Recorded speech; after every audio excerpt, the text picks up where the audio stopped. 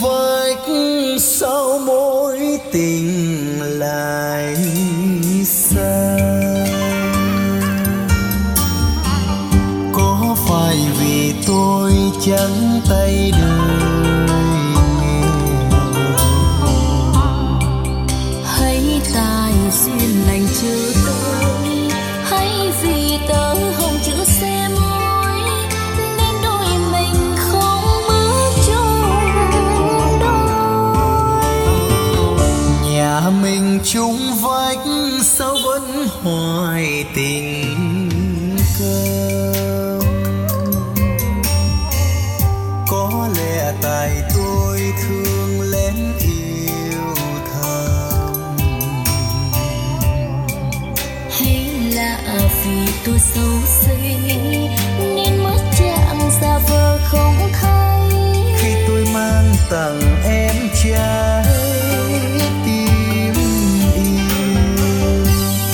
Mùa sáng mùa đông có ngựa xe pháo hồng, Thì em đi lấy chồng. vách buồn lạnh tương vội yêu người chưa kịp nói. Chung vách thì cũng biết thế thôi. Nhà mình chung vách sao chúng mình biệt ly. Biết hơn gì đây, biết nói năng gì. Anh một đời buồn lẻ bóng, Nghe lòng dậy từng cơn sóng, chim sao buồn chim sao sáng sâu.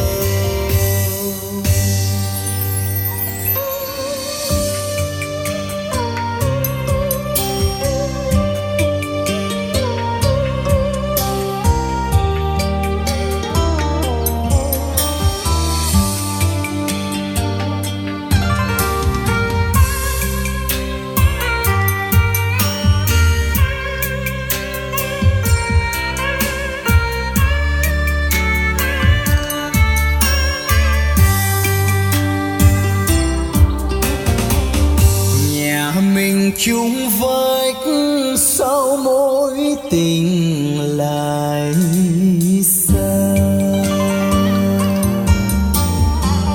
Có phải vì tôi trắng tay đời nghèo,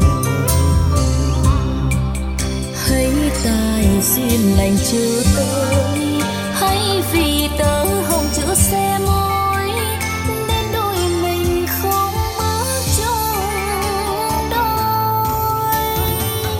nhà mình chung vách sao vẫn hoài tình cơm.